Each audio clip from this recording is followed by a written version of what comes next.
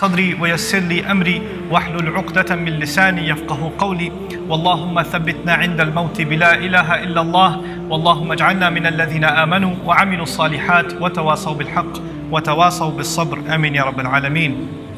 আল্লাহ আযজা ওয়া জাল্লা কোরআনের সপ্তম সূরা আরাফের, যেটি একটি অন্যতম দীর্ঘ মক্কি সূরা, এর শেষের দিকে বলছেন যে উনি নিজেই আয়াত ব্যাখ্যা করেন। আমরা জানি যে আল্লাহ অধিকাংশ সময় বলেছেন উনি আমাদের কাছে আয়াত নাজিল করেছেন, কিন্তু কখনো কখনো এও বলেছেন যে ওয়াকাযালিকা নুফাসসিলুল আয়া, এভাবেই আমরা আমাদের আয়াতগুলোকে ব্যাখ্যা করি। আয়াত শব্দটি দিয়ে শুধু ওহী বোঝায় না, এটা দিয়ে বাস্তব জিনিসও বোঝায়। আল্লাহ আমাদের চারপাশের সবকিছুই ব্যাখ্যা করেছেন, এবং যখনই কোনো কিছু ব্যাখ্যা করেছেন তার পেছনে অবশ্যই কোনো উদ্দেশ্য আছে। আর এই নির্দিষ্ট আয়াতে যে উদ্দেশ্য বর্ণনা করা হয়েছে তা কিছুটা অদ্ভুত, কারণ আল্লাহ বলছেন লাআল্লাহুম ইয়ারজিউন, যেন তারা ফিরতে পারে। আল্লাহ এই আয়াতটিতে একটা কিছু ব্যাখ্যা করতে যাচ্ছেন, আর তার উদ্দেশ্য হচ্ছে যারা আল্লাহ থেকে অনেক দূরে সরে গেছে তাদের সাথে কথা বলা, তারা যেন আবার ফিরতে পারে। এই কারণেই তিনি বলছেন লাআল্লাহুম ইয়ারজিউন, যেন তারা ফিরতে পারে। এই আয়াতে একটা অদ্ভুত কাহিনী বলা হয়েছে। অনেক সময় এমন হয় যে কোরআনে আল্লাহ কোনো কাহিনী হয়তো বলেছেন, কিন্তু সেই কাহিনীর চরিত্রগুলোর নাম, তাদের বিস্তারিত পরিচয় জানান না, জায়গার বা সময়ের ব্যাপারেও বলেন না, বা এর পেছনের ইতিহাসের কোনো নির্দিষ্ট বর্ণনা নেই, যার মাধ্যমে আমরা পুরো ঘটনাটা জানব, যা সাধারণত যে কোনো ইতিহাসের বই থেকে ভিন্ন।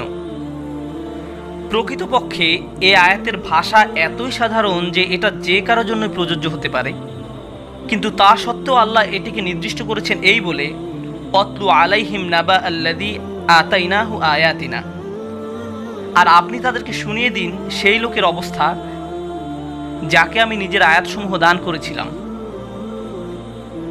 এখন কে এই ব্যক্তি যাকে আল্লাহ তার আয়াত দিয়েছেন? প্রথম লক্ষণীয় ব্যাপারটি হচ্ছে ওয়াতলু শব্দটি।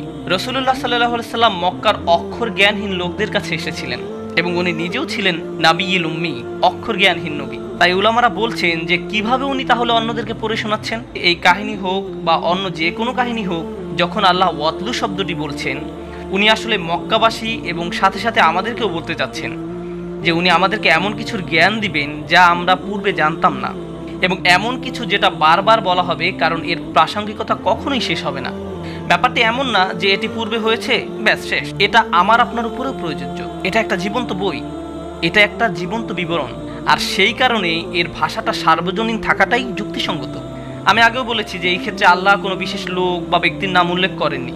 কেন? কারণ এটি একটি আর্কিটাইপ, যে কেউ হতে পারে, আমি, আপনি বা যে কেউ। এটা আমাদের যে কারো কাহিনী হতে পারে। তাই মনোযোগ দিয়ে শুনুন আর ভাবুন যে এটা আপনার জন্য প্রযোজ্য কিনা। আল্লাহ বলেন আল্লাযী আতাইনাহু আয়াতিনা, যাকে আমি আমার আয়াত দিয়েছি।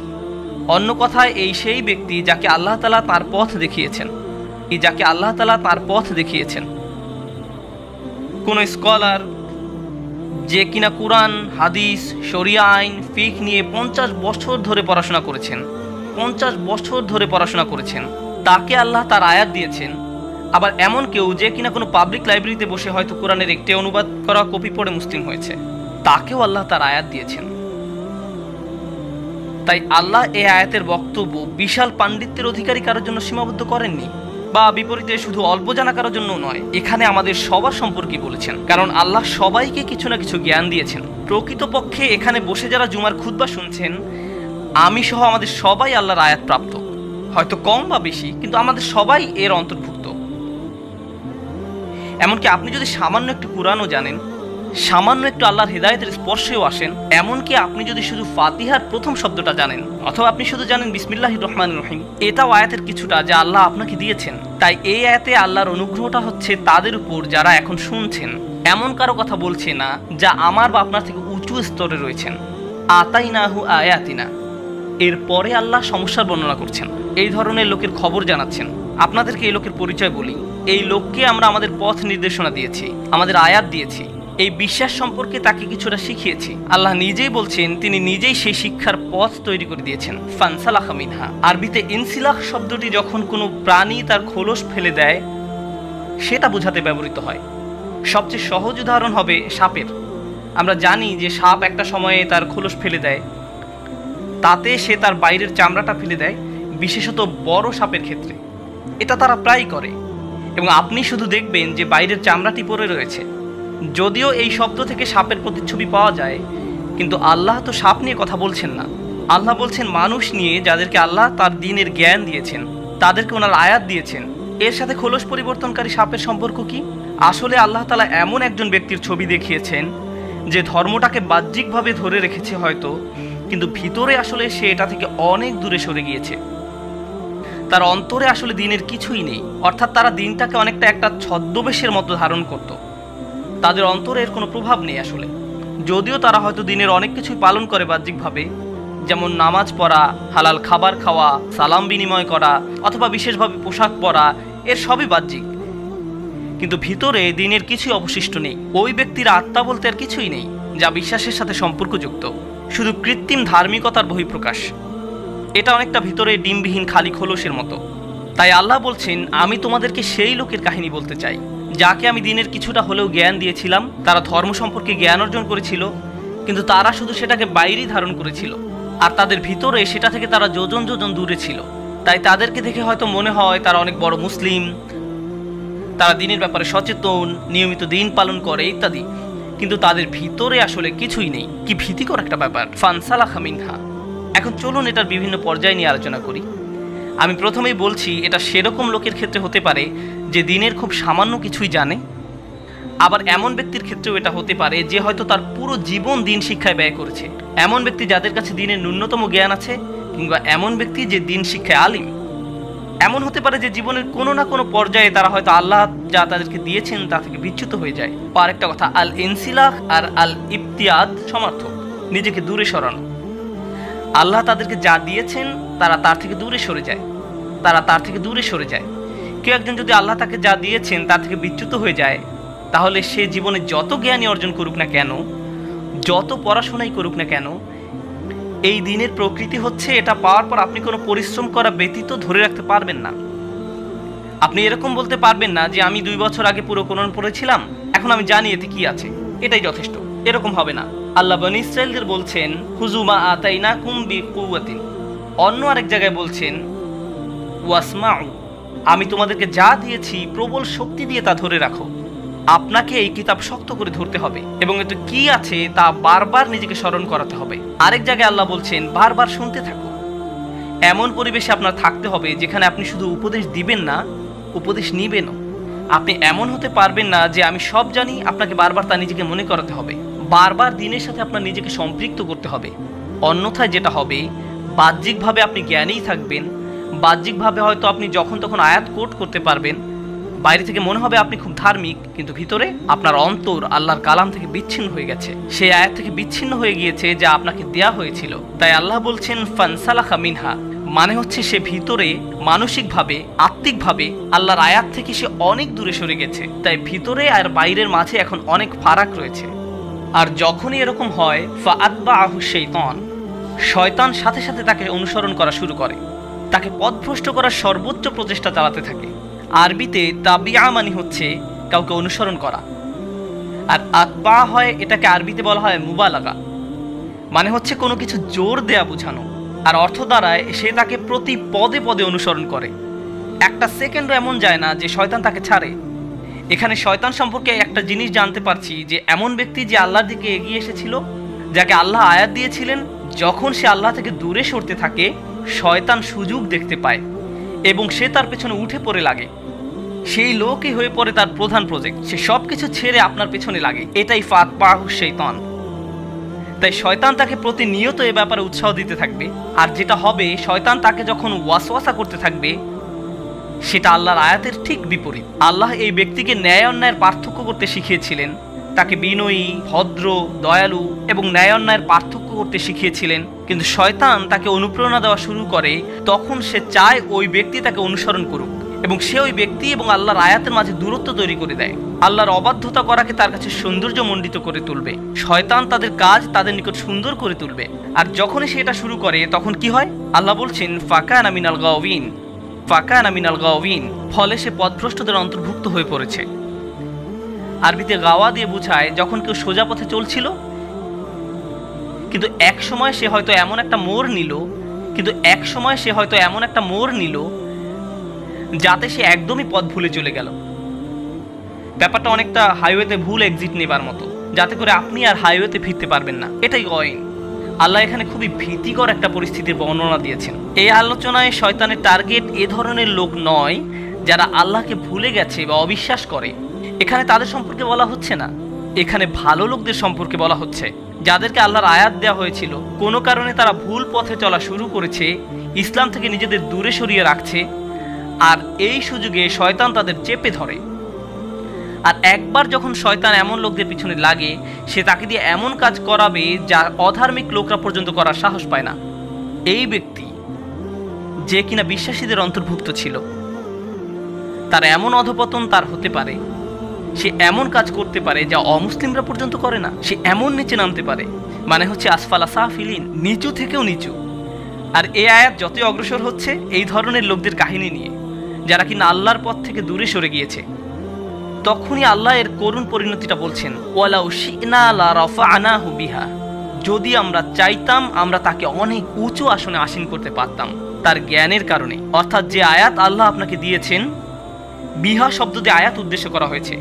সুতরাং আল্লাহ আপনাকে যে আয়াত দিয়েছেন তার উদ্দেশ্য ছিল আপনাকে সম্মানের আসনে আসীন করা।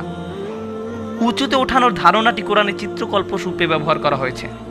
কোরআনের আরেক জায়গায় সূরা নূরে আল্লাহ দুনিয়ায় 3 ধরনের সৃষ্টির কথা বলেছেন। তাদের মাঝে একটা হচ্ছে মানুষ, যারা সোজা হয়ে দাঁড়াতে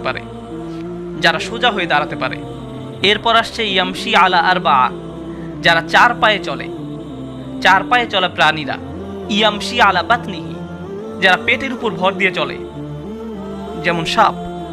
এখানে ইতিমধ্যে আপনারা দেখেছেন সাপের একটা চিত্রকল্প উল্লেখ করা হয়েছে। সাপ হচ্ছে সেই প্রাণী যা মাটির সবচেয়ে কাছে থাকে। আর মানুষের ক্ষেত্রে তার মুখ, চোখ, শরীর মাটি থেকে সবচেয়ে দূরে থাকে। আমাদের ক্ষেত্রে একমাত্র পা মাটি স্পর্শ করে। লক্ষ্য করলে দেখবেন যারা 4 পেয়ে প্রাণী তারা কিন্তু সবসময় মাটির দিকে তাকিয়ে হাঁটে। তাদের শরীর এমনভাবে তৈরি যে তারা সবসময় মাটির দিকে চেয়েই হাঁটে। তাই প্রাণীকুলের মাঝে নিচু প্রাণী হচ্ছে সাপ। আর আল্লাহ বলছেন যদি উনি চাইতেন সে লোককে মানুষের মতো মানুষ বানাতে পারতেন যে সোজা হয়ে চলে, লা রাফা'নাহু বিহা, এর দ্বারা তাকে উঁচু করতে পারতেন। যেভাবে মানুষকে সৃষ্টি করা হয়েছে, মানুষ যখন উপরে তাকায় তারা তাকায় আকাশের দিকে, তাদের লক্ষ্য অনেক উঁচুতে। আমরা এমন জিনিসের আশা করি যা আকাশ থেকে আসে, যা অন্য প্রাণীদের মতো নয়, যাদের একমাত্র লক্ষ্য শুধু মাটির দিকে। তারা শুধু সেদিকেই তাকিয়ে চলে, তারা উপরে তাকায় না, সম্মুখেও তাকায় না। আফামান ইয়ামশি মুকিব্বান আলা ওয়াজহিহি আহদা ওয়া মান ইয়ামশি সাওয়িয়ান আলা সিরাতিল মুস্তাকিম, যার মুখ মাটিতে আটকে আছে সেই কি সৎপথে চলে, না সেই ব্যক্তি যে সোজা হয়ে চলে। এই আয়াতে এটাই কোরআনের অঙ্কিত ছবি। আল্লাহ বলছেন যদি আমরা চাইতাম আমরা তাকে উঁচুতে উঠাতে পারতাম, অন্য কথায় আমরা তাকে ভালো থেকে উত্তম আরো উৎকৃষ্টে পরিণত করতে পারতাম। আপনি দিন সম্পর্কে খুব অল্প জানেন, কিন্তু ওই সামান্যটুকুর কারণেই আল্লাহ আপনাকে পরের স্তরে উন্নীত করতে পারতেন, সেখান থেকে আরো উপরের স্তরে, সেখান থেকে আরো উপরে। এখানে আপনাকে হয়তো কোনো ইমামের সাথে, আলিমের সাথে বা সেরা কোনো আবিদের সাথে তুলনা করা হয়নি। আপনি নিজে নিজেই ক্রমান্বয়ে উন্নতির দিকে এগিয়ে চলতে পারতেন, শুধুমাত্র এই কারণে যে আল্লাহ আপনাকে শুরু করার জন্য অতি সামান্য কিছু হলেও জ্ঞান দিয়েছিলেন। ওয়ালাকিন্নাহু আখলাদা ইলাল আরদ, কিন্তু সেই ব্যক্তি পুরোপুরি তার দৃষ্টি ফিরিয়ে নিল ভূমির দিকে, মানে নিচের দিকে। আখলাদা শব্দটি এসেছে খুলুদ থেকে। মজার ব্যাপার হচ্ছে আসল শব্দটা হচ্ছে এখানে ইখলাদ, যার অর্থ হচ্ছে কোনো কিছুকে স্থায়ী বানিয়ে ফেলা, স্থায়ী হওয়া নয়।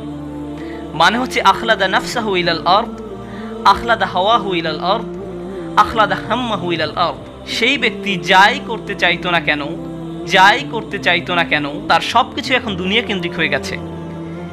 সেই ব্যক্তি যে জান্নাত সম্পর্কে জানে, সে আল্লাহর সাক্ষাৎ সম্পর্কে জানে, সে কিয়ামতের দিন সম্পর্কে জানে, কিন্তু তা সত্ত্বেও নিজেকে দূরে সরানোর কারণে এখন একমাত্র যা নিয়ে চিন্তা করে, ভালোবাসে, যা তার একমাত্র প্রধান লক্ষ্য, তার সবকিছুই এই দুনিয়া কেন্দ্রিক। যা কিছুর আকাঙ্ক্ষা তার আছে, টাকা, সম্পদ, খ্যাতি, লোভ, এগুলো নিয়েই তারা সব সময় চিন্তা করে। এর বাইরে তারা আর কিছুই ভাবতে পারে না। তারা আল্লাহর সামনে কিভাবে দাঁড়াবে সেটা নিয়ে তাদের কোনো চিন্তা নেই। কি দুঃখজনক ব্যাপার, যে ব্যক্তি আল্লাহর আয়াত সম্পর্কে জানে যে তাদের লক্ষ্য আরো উঁচু হওয়া দরকার, কিন্তু তারা শুধুই এই দুনিয়া নিয়ে চিন্তা করে। আখলাদা ইলাল আরদ। আর এই রূপক আয়াতটি আল্লাহ শেষ করেছেন এইভাবে যে ফামাসালুহু, কিভাবে ওই ব্যক্তিকে বর্ণনা করা যায়, সেই ব্যক্তি যে কিনা সাপের মতো ব্যবহার করছে। তাই এখন আল্লাহ এর থেকেও খারাপ একটি উদাহরণ দিচ্ছেন। উনি বলছেন ফামাসালুহু কামাসালিল কলব, তার উদাহরণ হচ্ছে একটি কুকুরের মতো। এটাই যথেষ্ট অপমানজনক, কারণ কুকুর হচ্ছে এমন একটা প্রাণী, হ্যাঁ এটা বিশ্বস্ত, কিন্তু আল্লাহ আসলে কথা বলছেন এমন একটি ছন্নছাড়া কুকুরের। এটা আমরা দেখব আয়াতের ভাষা থেকে। এই যে কুকুরটি যার বর্ণনা আল্লাহ দিচ্ছেন, আপনারা জানেন কোরআনে আমরা বিভিন্ন মানুষের উদাহরণ পাই যাদেরকে কোনো প্রাণীর সাথে তুলনা করা হয়েছে। যেমন ইসরায়েলরা, যারা তাদের উপর বর্ণিত কিতাবের মর্যাদা দিতে পারেনি। তাদের উদাহরণ সেই গাধা যে পুস্তক বহন করে চলে, কিন্তু এখানে বর্ণিত ব্যক্তি তার থেকেও খারাপ। তার তুলনা করা হয়েছে কুকুরের সাথে। আল্লাহ বলছেন, ইন তাহমিল আলাইহি ইয়ালহাস, তুমি যদি এই কুকুরের উপর কোনো বোঝা চাপাও, কোনো বোঝা বেঁধে দেওয়া হয় এবং তারপর সেই বোঝা বহন করতে দেওয়া হয়, কুকুরটিকে কোনো বোঝা বহনের কাজ দেওয়া হয়, তখন সে জোরে জোরে হাঁপাতে থাকে। সেই বোঝা বহন করতে দেওয়া হয়, তখন সে জোরে জোরে হাঁপাতে থাকে। এমন ধরনের হাঁপানো যাতে শব্দ হয় এবং জিহ্বা বের হয়ে জোরে জোরে নিঃশ্বাস নিতে থাকে। এইভাবে কুকুর এটাই করে। কোনো প্রাণী যখন তার জিহ্বা বের করে দিয়ে নিঃশ্বাস নিতে থাকে, তার অর্থ হলো সে ক্লান্ত। আল্লাহ তাআলা খুবই নিখুঁত ভাষায় ব্যবহার করেছেন চিত্রটি আমাদের সামনে তুলে ধরতে, যে তোমরা যদি এর উপর বোঝা চাপাও তাহলে সে হাঁপানো শুরু করে। ওয়া ইন তাতরুকু, আর যদি একে এমনিতেও রেখে দাও, ইয়ালহাস, তখনও সে তার জিহ্বা বের করে হাঁপাবে। এর অর্থ কি? এর সাথে আমার, আপনার অথবা সেই ব্যক্তি যে আল্লাহর পথ প্রাপ্ত তার সম্পর্ক কি? যে আল্লাহ তাআলা এমন একটি অদ্ভুত তুলনা করেছেন। একটি কুকুর, সে অনেক কাজ করলেও হাঁপায়, আবার না করলেও হাঁপায়। অনেক কাজ করলেও হাঁপায়, না করলেও হাঁপায়। এই হাঁপানোর ব্যাপারটি, এটা আসলে যে কোনো সৃষ্টির জন্য স্বাভাবিক কোনো ব্যাপার নয়। যে কোনো প্রাণী হোক, মানুষ হোক, কখনোই হাঁপায় না যদি স্বাভাবিক প্রক্রিয়া ব্যাহত হয়। উত্তেজিত হলে, বিরক্ত হলে, অসন্তুষ্ট হলে, পিপাসা পেলে, এটা এমন কারো চিত্র যে অতৃপ্ত, অপূর্ণ। আমাদের উলামারা এই হামল শব্দটির ব্যবহার নিয়ে বিশদ আলোচনা করেছেন, যার অর্থ হলো কার উপর বোঝা চাপানো। আর এটা কোরআনে ওহী নাজিল করা বোঝাতে ব্যবহৃত হয়েছে। এখন এই লোকটি হয়ে গেছে কুকুরের মতো। সে ধর্ম সম্পর্কে কিছু শুনলেই বিরক্ত হয়ে যায়। এই ব্যক্তি কিন্তু সেই ব্যক্তি যে দিন সম্পর্কে জানতো, সে ধার্মিকও ছিল, কিন্তু যখনই সে এর থেকে দূরে সরে যাওয়া শুরু করলো, তারপর যখন ইসলামে কোনটা সঠিক কোনটা ভুল এই সম্পর্কে কিছু শুনে, মনে মনে সে এটা আর পছন্দ করে না, সেটাতে বিরক্ত হয়। তারা নামাজ পড়ে কোনো শান্তি পায় না, মুসলিমদের কোনো জমায়েতে সে অস্বস্তি বোধ করে, কোনো কিছু জানতে সে বিরক্ত হয়। তাই তারা মুসলিম সঙ্গ থেকে দূরে সরতে থাকে এবং তার অন্ধকার জগতের সঙ্গী বেছে নেয়। বাজে ধরনের পরিবেশে তারা মিশতে শুরু করে, কিন্তু সেখানে গিয়েও তারা অস্বস্তিতে ভুগতে থাকে। তারা ভাবে যে ইসলামিক পরিবেশ ছেড়ে সেই পরিবেশে গিয়ে তারা কিছুটা শান্তি পাবে, কিন্তু আসলে তারা শান্তি পায় না। আবার কোনো কোনো উলামার মতে এটা তাদের অতৃপ্ত দুনিয়াবি কামনা বোঝাচ্ছে। যখন তারা দুনিয়া নিয়ে ব্যস্ত হয়ে পড়ে, তখন আল্লাহ তাআলা দুনিয়ার জন্য তাদের তৃষ্ণা আরও বাড়িয়ে দেন। শয়তানও তাদের পিছনে পড়ে, কারণ শয়তানকে তারাই পিছনে পড়তে সুযোগ দিয়েছিল। এখন যেটা হয়েছে, শয়তান তাদেরকে খালি ভোগের পর ভোগ করতে বলছে, যদিও তাদের হয়তো ভোগের আর প্রয়োজন নেই। এর মানে কি? এর মানে হচ্ছে এমন কেউ যে হয়তো টাকা পয়সা কামানোতে আসক্ত হয়ে পড়ে,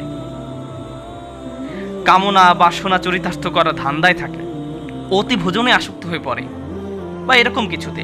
তারা খাবার কথা চিন্তা করে যখন তারা ক্ষুধার্ত থাকে, আবার যখন থাকে না তখনও তারা খাবারের কথাই চিন্তা করে। তারা হয়তো দুপুরের খাবার খাচ্ছে আর তখন চিন্তা করছে রাতের খাবারে কি খাবে। তারা জিনিসপত্র কেনাকাটা নিয়ে অতিরিক্ত মগ্ন থাকে। হয়তো তারা দেনার ভারে ডুবে আছে, তখনও ভাবতে থাকে আমার ক্রেডিট কার্ড দিয়ে কি কি কেনা যায় আর কি পাওয়া যায়। এভাবে মানুষ মানসিক অসুস্থতায় ভুগতে থাকে এবং কোনোভাবেই নিজেকে প্রতিহত করতে পারে না। যেভাবে একটি কুকুরও নিজের হাঁপানো বন্ধ করতে পারে না, কারণ থাকুক আর না থাকুক, প্রয়োজন থাকুক আর না থাকুক, হাঁপাতে থাকে। আর এই অস্বস্তিকর রূপকের আলোচনাটা যখন শেষ হতে শুরু করলো, আল্লাহ আযজা ওয়া জাল্লা বলছেন, যালিকা মাসালুল কওম আল্লাযীনা কাযযাবু বিআয়াতিনা, এটা হচ্ছে সেই ধরনের লোকেদের উদাহরণ যারা আমার আয়াতকে মিথ্যা প্রতিপন্ন করেছে। আল্লাযীনা কাযযাবু বিআয়াতিনা, এই অংশটুকু কোরআনে সবসময় অবিশ্বাসীদের জন্য ব্যবহার করা হয়েছে, বিশ্বাসীদের জন্য নয়। আর এই আয়াতে দেখা যাচ্ছে আয়াত শুরু হয়েছিল এমন কারো কথা দিয়ে যে কিনা বিশ্বাসী ছিল, আর এখন এসে বলা হয়েছে যখন সেই ব্যক্তি এই পর্যায়ে এসে যায়, তখন আল্লাহর দৃষ্টিতে সে অবিশ্বাসীদেরই সমতুল্য। তাহলে কি লাভ হলো? আমাদেরকে আল্লাহর আয়াত দেওয়া হয়েছে যেন আমরা মানুষ হিসাবে বাঁচতে পারি, কোনো জন্তু হিসেবে নয়। এমন কেউ না যে প্রবৃত্তির বশে সব কিছু করে। যদি আমরা তা না করতে পারি, তাহলে অন্য কারোর সাথে এই ব্যক্তির কি পার্থক্য রইল? খালি বাহ্যিকভাবে এমন ভাব ধরা যে আল্লাহর কিতাবের প্রতি তার অনেক ভালোবাসা রয়েছে, কিন্তু ভিতরে এর প্রতি কোনো টান বোধ না করা। আল্লাযীনা কাযযাবু বিআয়াতিনা, আল্লাহ যেভাবে আয়াত শেষ করেছেন সেটা দেখে আমি একেবারে বাকরুদ্ধ। ফাকসুসিল কসাস লাআল্লাহুম ইয়াতাফাক্কারুন, তাদেরকে বিবিধ কাহিনী বলুন যেন তারা চিন্তা করতে পারে। এইভাবে আয়াতটি শেষ হয়েছে, তাদেরকে বিবিধ কাহিনী বলুন। আল কাসাস বহু বচন, এর মানে হচ্ছে এই যে ঘটনাটি শুধু একটি মাত্র ঘটনা নয়, বারবার এই ঘটনা চলতেই থাকবে। আমাদের চারপাশে এমন অনেক লোক থাকবে যারা হয়তো একসময় ধার্মিক ছিল, কিন্তু একসময় সে নাই হয়ে গেছে। গোপনে ধর্ম মেনে না চলে উপরে উপরে দেখানোর মানে হলো প্রকৃতপক্ষেই ধর্ম অস্বীকার করা। এরকম কাহিনী আমাদের চারপাশে অহরহ ঘটবে, তাই তাদেরকে নিয়ে ভাবতে হবে। লাআল্লাহুম ইয়াতাফাক্কারুন, যেন তারা গভীরভাবে ভাবতে পারে। আর এটাও ভাবতে হবে যে আমি নিজেও কি সে একই রাস্তায় যাচ্ছি কিনা। কুরআনে যতবার আল্লাহ বলেছেন গভীরভাবে চিন্তা করো, এটা আসলে প্রত্যেকের নিজের সম্পর্কে। কুরআনে তাফাক্কুর শব্দটি খেয়াল করে দেখুন, প্রতিবার দেখবেন এটা আপনার নিজের দিকে আঙ্গুল উঠাচ্ছে। আয়াতের শেষ অংশ পড়ার সময় অন্য কেউ যার চূড়ান্ত অধঃপতন হয়েছে তার কথা চিন্তা করার আগে আল্লাহ বলছেন যে নিজের কথা চিন্তা করুন আগে, যেন নিজের গল্পটাও পরবর্তী ভয়ঙ্কর গল্পের মতো না হয়। তারা যেন এই ট্র্যাপের পরবর্তী শিকার না হয় যারা ভাবে যে কিভাবে এই আয়াত তাদের উপর প্রযোজ্য। যাবার আগে আমি আপনাদের জন্য একটি চিন্তার খোরাক দিয়ে যাচ্ছি। অনেক লোক আছে যাদের জন্য দিনের পড়াশোনা করাটা আল্লাহ সহজ করে দিয়েছেন। এমনকি রাসূলুল্লাহ সাল্লাল্লাহু আলাইহি ওয়াসাল্লামের সময়ও এমন ঘটনা ছিল, যারা বাইবেল নিয়ে পড়াশোনা করত, যারা হিব্রু ভাষা শিখে ধর্ম নিয়ে পড়াশোনা করত, তারা তাওহীদের ব্যাপারে নিঃসন্দেহ ছিল, কিন্তু তারা রাসূল সাল্লাল্লাহু আলাইহি ওয়াসাল্লাম সম্পর্কে সন্দিহান ছিল। তারা ওনার কাছে এসে বলল, আসলামতু বিল হানিফিয়া, এই এক ইলাহের ধারণা, এটা নিয়ে আমাদের কোনো সন্দেহ নেই, আমার এতে কোনো সমস্যা নেই, আমি শিরক পছন্দ করি না, কিন্তু আপনাকে নিয়ে আমার সন্দেহ আছে। আমার এতে সন্দেহ আছে যে আপনি সত্যি আল্লাহ রসুল কিনা। তারা রসুল সাল্লাল্লাহু আলাইহি সাল্লামকে এই কথা বলতো।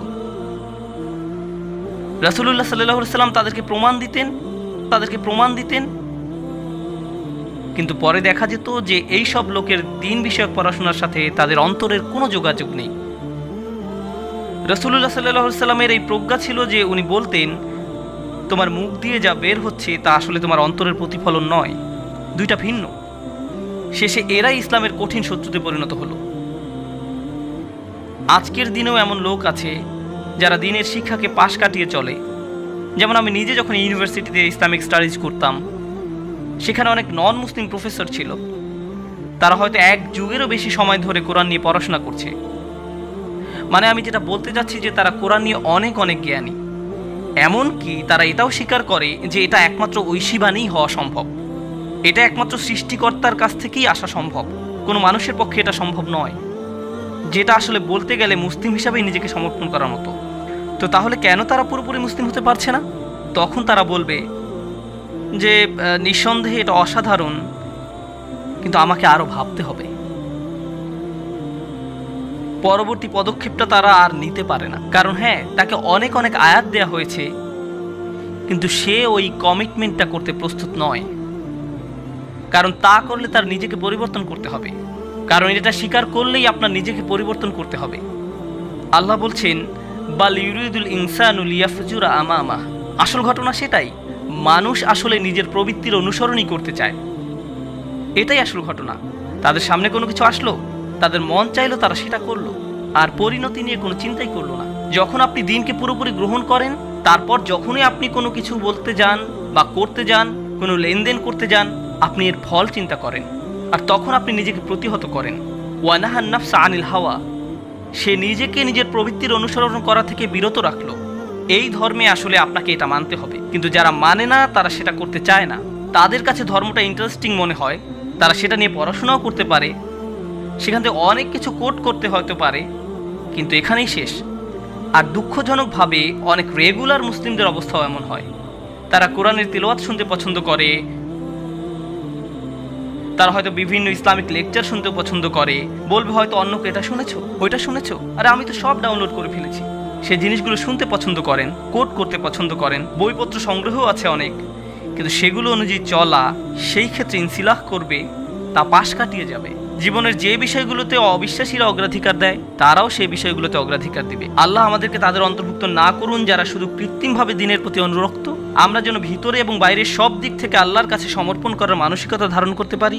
আল্লাহ আমাদের কমতিগুলো মাফ করুন এবং তাদের অন্তর্ভুক্ত না করুন যাদের পেছনে শয়তান আদা জল খেয়ে লেগে পড়ে, আর তা থেকে আমরা নিজেকে আর বাঁচাতে পারি না।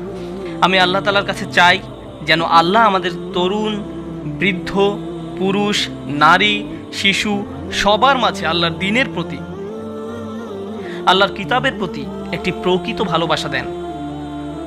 আমাদের প্রত্যেককে আল্লাহ যে নিয়ামত দিয়েছেন আমরা যেন সেটা অনুধাবন করতে পারি আর আমাদের জীবনে যেন তা ধরে রাখতে পারি। বারাকাল্লাহু লি ওয়া লাকুম। আসসালামু